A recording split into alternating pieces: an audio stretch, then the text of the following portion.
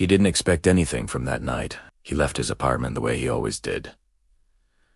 Keys in the same bowl, jacket from the same hook, shoes that had already memorized the shape of his routine. The city outside glowed out of habit rather than celebration. Streetlights humming, windows lit like scattered pixels, traffic a constant, low murmur.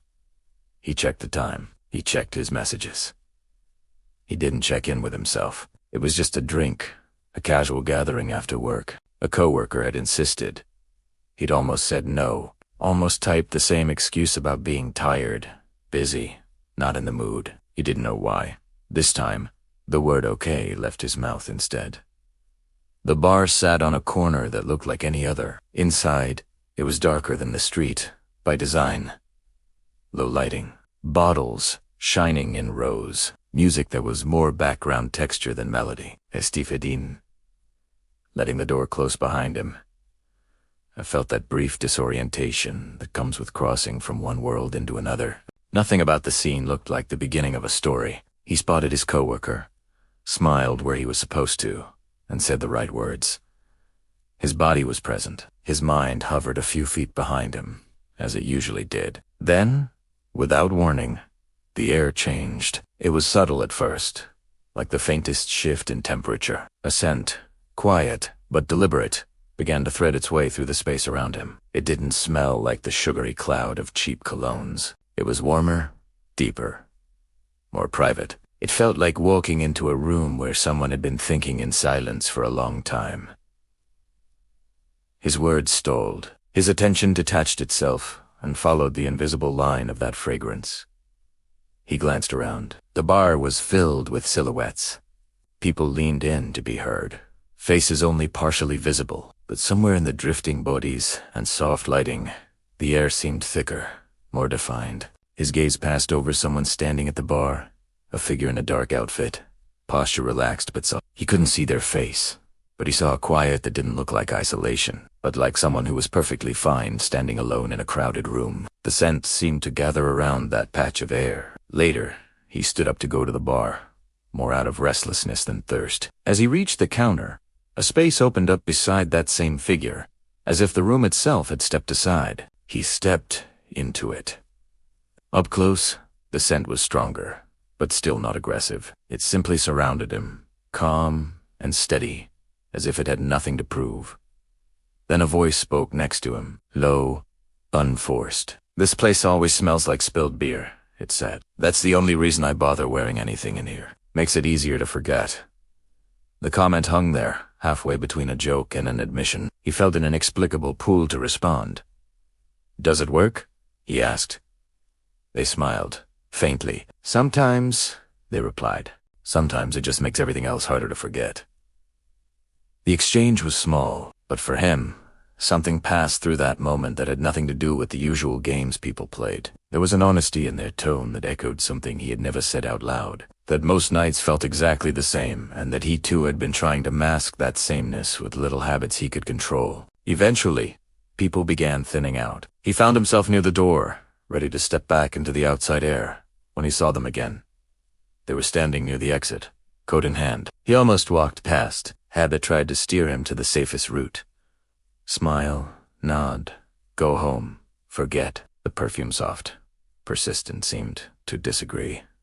He stopped. "If you leave now," he said quietly, surprising even himself, "this is going to feel like one of those nights that never happened." They turned, fully toward him. Their expression was calm, but their eyes held a kind of bone-deep tiredness with repetition. "And if I don't?" they asked. He didn't have a clever answer. He just told the truth. "Then maybe," he said, "it won't."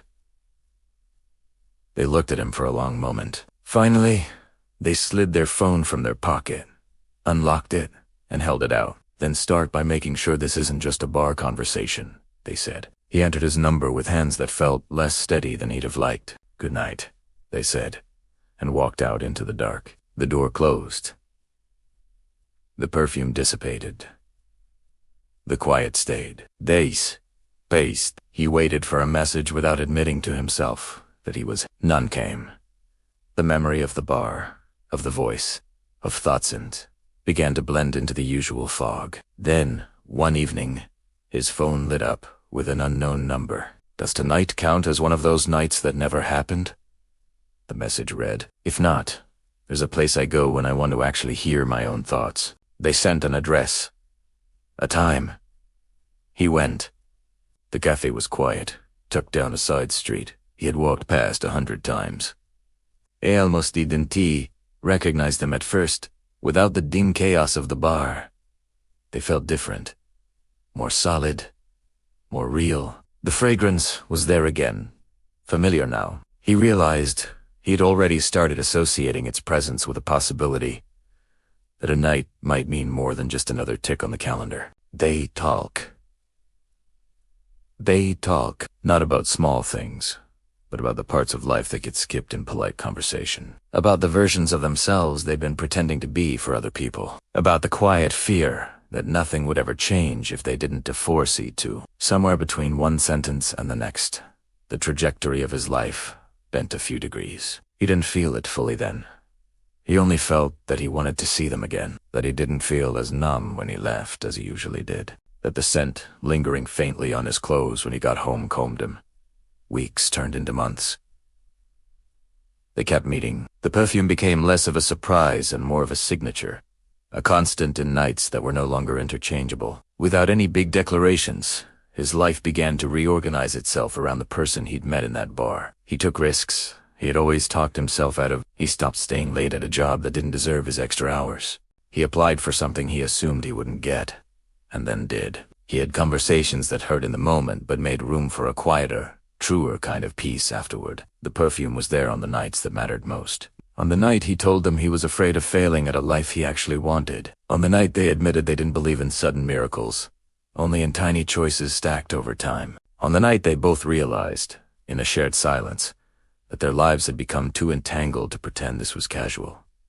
Years later, if someone asked him, when did everything change? He could point to concrete moments. But if they'd asked, when did it begin? He would have thought of that first quiet night, of a bar that looked like any other, of a room where nothing obvious happened, of a perfume that drifted into his life without making a sound and refused to leave things as they were. The night a perfume changed everything didn't look like a climax. It looked like a man who almost stayed home, walking into a dark bar. It looked like a stranger standing alone at the counter. It looked like a sentence spoken half as a joke and answered more honestly than intended.